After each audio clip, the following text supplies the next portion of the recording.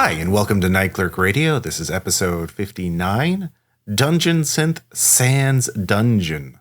We are going to be talking about Dungeon Synth in this episode, but a little non-traditional Dungeon Synth, if you will.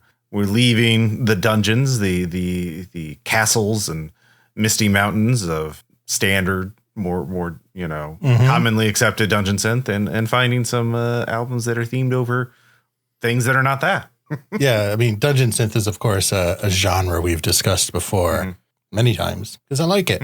But it's always been what I affectionately call the Wizard Van Art kind of genre. No, 100% it. Yeah, Very big gray beards and robes with stars and all that fare. So it was nice to try to find some Dungeon Synth that is different. I think both to explore like how much of that is necessary to think of it as Dungeon Synth. Yeah. Which is a question I have for my album. Yeah, it's true. Both our albums are very good. This is going to be a good episode. But we do have some news first. We did a live stream / podcast with a friend of this podcast, Thinking Too Hard About Animes, Noah Carden. We talked about music with him. And Aaron.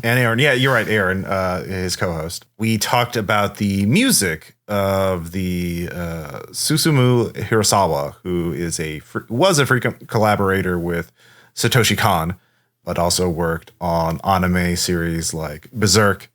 And so we talked about his music and background, Hirasawa in particular. So the music of movies like Perfect Blue, Paprika, Millennium Actress, but also Hirasawa's previous work as like a prog rock musician. Which fucking rolls, by the way. It is very good. We'll have links in the show notes for the video on demand and the audio version, which is going to the Thinking Too Hard About Anime podcast, should be going up soon. And also that's just a good podcast because, they're doing a whole season on the works of Satoshi Kon. Right. And if you're not an anime person, if you're just like Satoshi Kon's one body of work is tragically very small because he died early, but like it's also just great. Like you can just watch all of his works and you're not going to find a single miss in the bunch. And in the Thinking Too Hard About Animes podcast is a good companion to that. Absolutely. Now we're going into the episode. We should probably sort of preface like where the idea for this episode came from. I got the idea because I found a link somewhere of a list of the best Dungeon Synth of 2021. This is on the website Invisible Oranges from Captain Carbon, Jonathan Carbon. And he lists 20 Dungeon Synth albums that he thought that came out last year and he thought were the best. And the one that caught my eye is, well, we'll get into it. It was one of the albums we're reviewing. And I was like, oh, wait, it's not themed like normal Dungeon Synth. It's like got an entirely different thing. I was like, oh. And so I thought, well, we could probably find at least one more album. And fortunately you did, because I was like, I want to do this album. And I was like, you could find another album, Burke. I wasn't sure if you wanted to do this album because of the theming. Yeah. And like I said, my most connection to Dune is just through Lynch's film and its importance, like in his development as a filmmaker. The specifics of Dune as a sci-fi property are less interesting to me, so I'm happy to hand it off to you. But you have given me the circumstances where I can talk about Lynch, so Yeah, like you said, like the Dungeon Synth is a genre of what is the sound of an airbrushed wizard on the side of a van? What does that sound like? And it sounds like 70s synths. It's weird Buchla synthesizer experimentation, Berlin style synth, cosmic synth, and that kind of thing. But like that doesn't have to be tied up to like old 1980s video games and old D&D campaigns. It can actually have different theming. And also in a lot of Dungeon Synth is like, what if medieval music? What if they had synthesizers in the Middle Ages? And it doesn't have to sound like that. So it's interesting that both these albums are clearly Dungeon Synth, but like they're also not in a way. One thing I did find while looking at this album, there's a lot of other, subgenres of Dungeon Synth, like cosmic synth, cosmic dungeon synth. I like that splintering of like, if if you're tired of the dungeons, but you want kind of that feel, you can do cosmic dungeon synth. I like that. I also think in a like digital recommendation engine era, that kind of subdivision is necessary. I think people have always wanted to do it. Like people have always just attached extra words to genres. But I do think it becomes extra important these days where if somebody is in Dungeon Synth, like you said, getting bored of it, and then they see another tag on Bandcamp and they're like, oh, Cosmic Dungeon Synth, that's interesting. What's that? If you subdivide your music, then your album is in a smaller pool and probably more likely to be floated to the top. Yeah. You kind of make the pool smaller. Yeah. Yeah. The big fish, small pond. Like that's actually, if you can be the biggest fish in a pond that's small, but like still get some traffic, then you're like, that's the best situation to be. Like the hyper niche thing is actually very, it is a path to success. So yeah, I think it's probably almost necessary in like algorithm recommendation engine era. So why don't we move on to our first album? Yeah, let's get into it.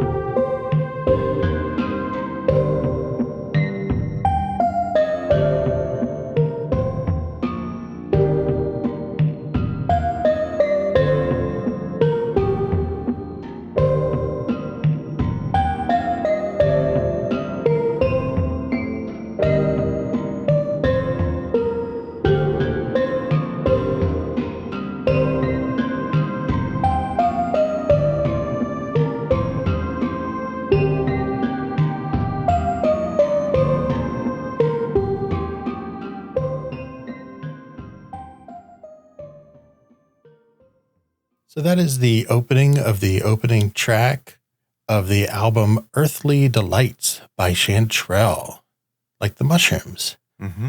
So this is one album that was on the Best of Dungeon 2021 Dungeon Synth that you linked. And I was like, oh, is that mushroom themed? That's interesting. And I knew the cover art because it's the fungi of Maryland and I'm from Maryland. So I've seen it before and like, oh my God. Yeah. Oh. So it's something I know. I just thought it was a nice, like, yeah, it was, I thought it was just pulled from some, I didn't even get the Maryland connection, but yeah, the fungi Maryland, 1878. Yay. Public domain artwork, freely available. That's right. Yeah, awesome. Yeah. So that's why I picked it and I listened to it and I was kind of hooked by that first track that I just played the sample from. And it kind of went from there. So a bit about the artist. So the artist is Chanterelle. They released this and some of the stuff on Neverwood Records, which is a dungeon fantasy synth focused record label. I did a little bit of looking into the artist, but given the name, they're not the most easy to look up. But I did find an interview with them on the Cast Bitten podcast, which is a dungeon synth focused podcast. It's also focused on like the music production side of stuff and does artist interviews and talks to people. It sounded very interesting. I only got to listen to about half of the episode, but I will go back and finish it. So on that, they went by Tony. One thing that was interesting that came out of that, like, I don't want to just repeat everything from that interview because that's somebody else's hard work. You should go check them out. But that this was like really their only recorded project, but they were in a lot of like live bands with a focus on like folk and singer-songwriter type music, which sort of stuck out to me because so much of the dungeon synth we've done before, people have come out of like an experimental synth or like metal background. So I thought that was sort of interesting. Yeah, a lot of the music we review in this podcast winds up being side projects for metal musicians. And I find it more interesting than the metal that they make, actually. But yeah, this had a really good vibe. Like the track one, it's pretty catchy, actually. Like it's a pop. Like I really dug it. But I can tell, that it's not like a lot of these projects for metal musicians tend to like go more in the noise and drone sort of like, and both these albums, especially this one is not like, it is not droney at all. It's some tracks, but like a little bit. But yeah, it's got complex melodies. It's a really interesting album. But yeah, I'll get back to the melodies in a second. But broadly, I think my first question was, I was trying to tell myself whether or not this actually satisfies the dungeon synth without dungeons criteria. Yeah, mushrooms can grow anywhere. Yeah. And a lot of their other stuff is forest flory type theming. But I was looking at the track titles and it's a little like going on an adventure-y. Yeah. If you could just go by the track titles, but it's okay. I'm going to allow it. Yeah. Because it's still mushrooms and not a dungeon. See, I wouldn't. And not a wizard. Before I listened to this album, like, if you told me what mushroom music sounded like, I would like, when I listen to this album, like, this is totally mushroom music. This is it. This is what it sounds like, it turns out. So, like, good job on that. Like, nailing that concept. This album has a lot of variation, like, in terms of the tracks. Like, I think maybe, like, just sort of jumping ahead a bit, like, track 10, which is the Secret Door alternate mix. It almost sounds like it's something from like a 70s Doctor Who episode, but, you know, like in a good way. Like, it's like one of the better, like one of the more memorable early synth sounds. Yeah, especially that like very dissonant, like I'm just putting my hands on the keyboard type chords, which I know there's more thought that goes into it than that, but it is that very just like crunchy walking along the keyboard in these very dense chords that are not like resolute. Yeah. And what's interesting, though, is in that track, again, we're getting ahead of ourselves. We're kind of towards the end of the album. But then immediately the next track, An Autumn Wind / Sprite's Farewell, is like almost the opposite of that. Like it's very pretty and like resolute. And I just thought that was like the dissonance between the tone of those tracks back to back was nice heading into like the back end of the album. Yeah. Yeah. They're kind of different pieces, like right next to each other, but still feel connected. Yeah. Yeah. No, there is a lot of, like I said, you know, there's a lot of variation. Like, your track 1's very, you know, very catchy, and like track 3, it has this really cool arpeggio and like the wooden drumming sound. I don't know exactly what that was like, but like the synth pads, it really builds up towards the end, but like it really slows down like in the middle of the album. Like track 4 and 5 are really kind of slower and like even spooky in a way, and then we get to track 6, it's got this really nice light kind of piano. It's very delightful. So like in general, and this sort of just clicked with me because I was just talking about him being a folk singer. Yeah, is I do think that drives a lot of the focus track to track, which is like most interesting melodies, because when you sing, I mean, I know you can do a lot of vocalization and stuff, but like singing is most pleasant when you have like nice, catchy, controlled melodies that are fun to sing. And like, I think that probably works back into, maybe I'm totally wrong, but it wouldn't surprise me if that works back into like having nice, catchy, pleasant to experience like synth melodies. Like that's just how they think about writing melodies in that case. I do think that slightly different background does lead to slightly different sounding dungeon synth in a good way. Yeah, like the folk background is really, that really makes sense, since I didn't know that, but I can really see that influence there, and it's really nice. Absolutely. Yeah. So before we move on, I do want to, while we're here, play a sample from track 6, The Way Is Shut, which was my favorite track on the album.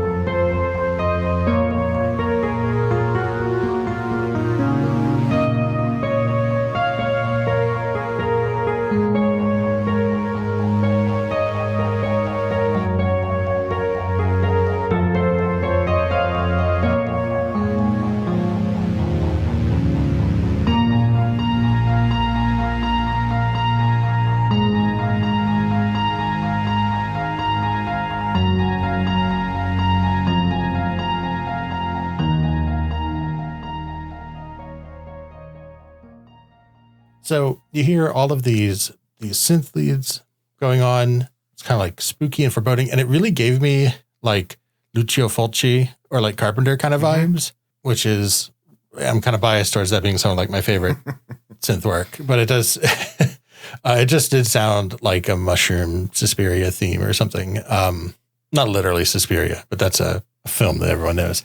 But do you agree? Do you get that kind of vibe from it? It does sound like early 80s, late 70s era Carpenter or other Giallo type themes. Yeah, exactly. Like both of these albums really do emphasize that like 70s and 80s like sound of like messing around with a Moog or a Buchla. I wouldn't be surprised if they're using like a VST or something to like emulate those kind of sounds, or if they even had some of that actual vintage hardware to create this. I'm sure that podcast you mentioned would probably illuminate that kind of issue. Yeah.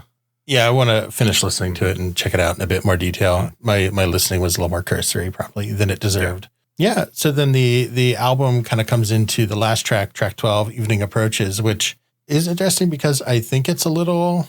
So first of all, it's like jazzy and almost live jazzy, like either very, very good drum emulation through some virtual instruments or actual drums, and more of this like great keys work and everything on top of it. But it was interesting to me because like thematically, it felt like a little tense almost, like a little like the story's a little unresolved, type deal, more than being more of a closer, which I liked. It felt more like dark jazzy, I guess would be the best way to describe it. I mean, I think that's probably due to the fact the liner notes for this album talk about how it's a compilation. The second review by Captain Carbon on Bandcamp says Earthly Delights is a compilation of previously. Yeah, that's it. Yeah. And unreleased music. But there's a question mark after compilation. So it's kind of a guess on their part. So I think that's partly explains sort of its disjointed nature, why there's not like a clear progression between sort of light and dark to darker to, the sort of jazzy outro. But like, I mean, they're mushrooms. They don't have to make sense. They can just be. Yeah.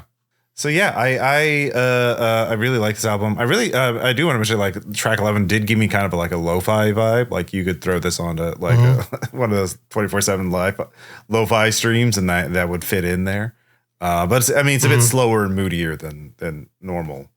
So yeah, no, it really does deserve some accolades as a good dungeon synth album, and to show that the genre is not just wizards painted on the sides of vans. Yeah, and I think one also kind of side benefit of doing this is unrelated to the album, but this Neverwood Records that they're on out of Oregon, I had not heard of, but they seem to be well received and discussed. When people talk about this album, they're like, oh, it's on Neverwood, who releases nothing but quality.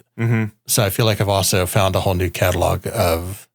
Oh yeah, they got a deep catalog, man. They got a lot of stuff. Yeah. So I think that it's a kind of that double win where both I found a great album that I love, but also it's pretty painlessly connected to a lot of other probably also very good albums. Yeah, I do see one album called Toad Sage Enters the Realm of the Dinosaurs. I'm like, all right, I got to check that out. Just as an aside. Yeah.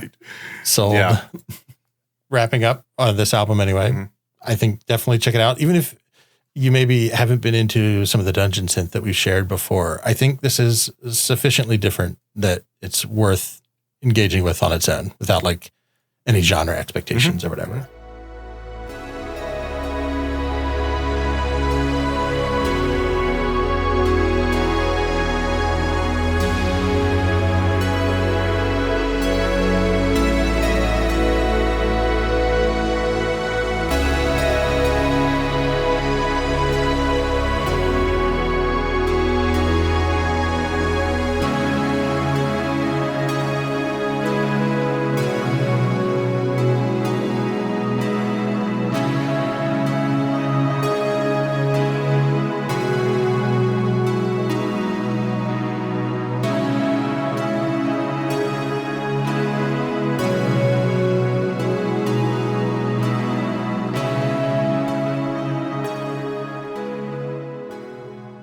That was a sample from track 3, Tell Me of the Waters of Your Homeworld, Usul, of the album The Golden Path by Landsrad, which is in all caps. Sensing a theme. Yeah, it's all caps and every letter is spaced out. If none of that clicks with you, this is from the novel Dune, the first Dune. And the entire album is themed on that novel. The liner notes on the Bandcamp page talk about Dune, which is the most appropriate thing for a dungeon synth album. Like, if I had to pick, like, all right, you have to do a dungeon synth album theme without using D&D stuff. Dune, like, it's Dune. Like, Dune is the most obvious thing. Like, it's you know, that 70s and 80s sci-fi, you know, epic. It's sweeping. It's covers some of the same themes, but like, it's not D&D. It's very much not D&D. So this makes perfect sense. And this now the Bandcamp page does not mention it, but the Captain Carbon review, which puts it at number 3 of his top 20 albums, mentions that this is a project from the UK-based Orcus, which is I don't know what subgenre of metal they're in, but they're obviously the name like Orcus. It's a metal band. They are also beyond such ventures as Scenic Railway and Witch Elm. So this album is incredibly epic and sweeping, and yet also very, very dungeon synth. It's the most orchestral kind of dungeon synth album I've listened to, at least on this podcast, and it's really good. Yeah, this is a really amazing album. I love that type of space synth, that space ambient, which is like very dreamy, very distant, just big, sweeping synth work is just amazing. I loved it. I did not think I'd like it as much as I did. I was like, well, how are you going to communicate this theming through the music? I don't know. Like, it's just great. I don't even care if they did. I don't know enough about Dune to know whether or not they did, outside of the titles being words I know and phrases I'm aware of. Yeah. But it's amazing. I loved listening to it. I listened to it a lot. Yeah. Like I really crammed it in, both albums really, but yeah, it almost gets like the track I sampled, track 3, it almost gets very Baroque in terms of how the complexity comes in. Track 1 is very sweeping and majestic, builds to this sort of climax before gently fading away. It's a great opening to it. And there are these sort of like calm and meditative tracks before going to more intense, like epic score music. It's got everything you would need, but it doesn't do the typical movie soundtrack thing where it's, like we mentioned so many times before the podcast, like a horror movie soundtrack will have like, oh, here's the calm, the heroes are walking around, and then here's the super dramatic, and it kind of ruins the vibe of having like calm music with like someone getting murdered by an axe kind of music. But this one doesn't. It feels natural the way it goes between it builds up and going, calming down again. And it uses pretty much every trick you would associate with like older synth. I really dig like the sort of bit crush sound in some of the tracks, and track 8, The Baron of Getty Prime, has like amazing, like crunchy, distorted bass, like the first kind of minute or so. And it kind of loosens up as the other synth melodies come in, because it would just dominate the mix entirely. Yeah. But like that first minute where it's kind of the only thing there and it's just like rumbly on you. Oh, it's so Why good. don't we just go ahead and put that in as a sample?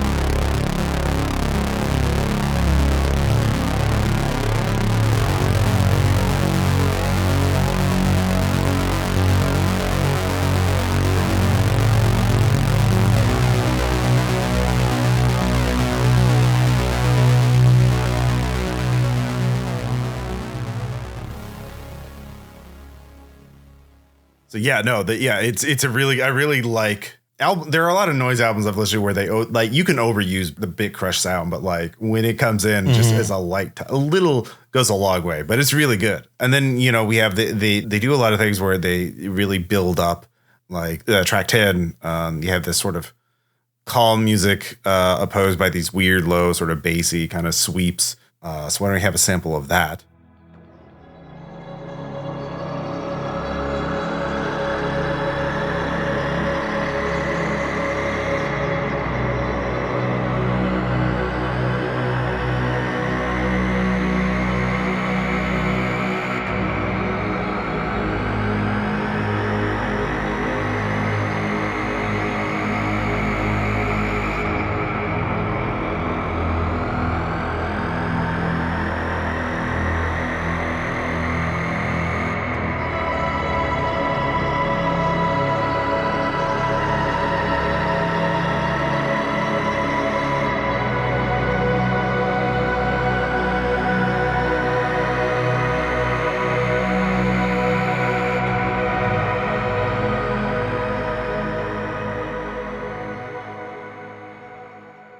I think like the big crush sound, like talking about the Baron and like those are the bad guys. Well, not the bad guys. Everyone in Dune is bad, but they're the antagonists. So like, and the Harkonnens, they're bad people.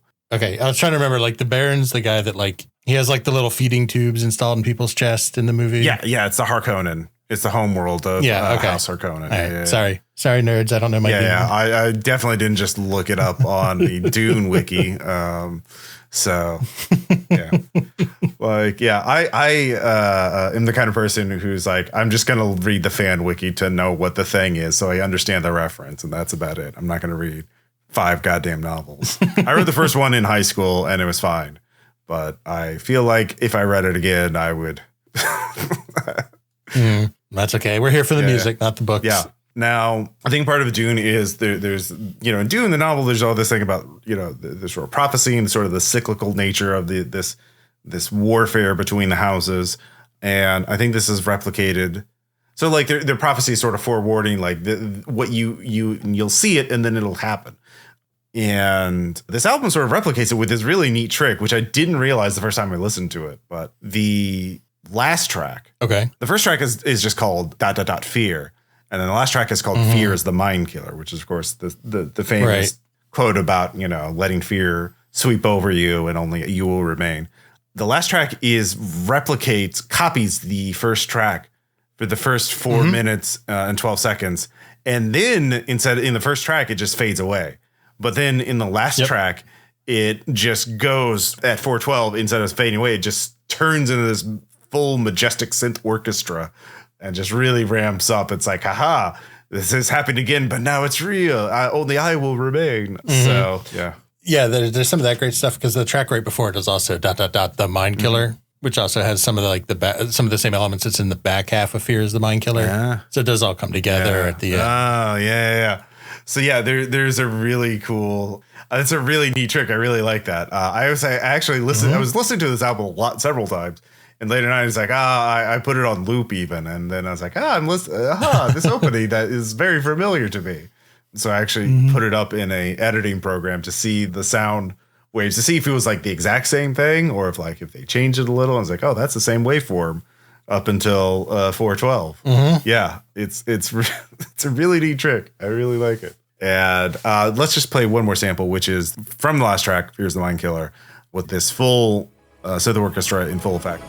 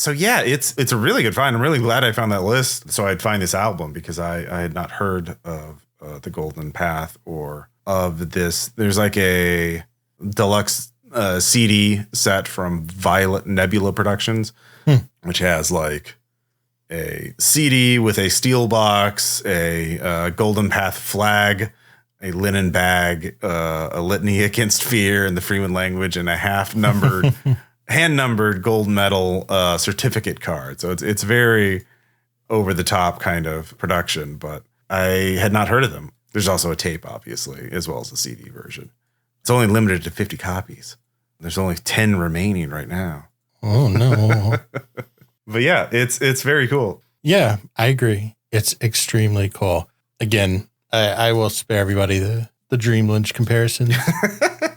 I mean, like Dune is actually now I do have something to say, which is like Dune really does get it. Like what the nature of Dungeon Synth isn't necessarily like the trappings of the wizard van shit. It's the theme, which is like to be transported into a different realm, a different place, and to contemplate the nature of reality. It's philosophical, and I think it's really good music to sort of think about that. And like, it's really good music for like just kind of vibing with headphones when you're trying to relax or just, want to be transported musically to a different place. Right. So. Snort the sonic spice. Yeah, exactly.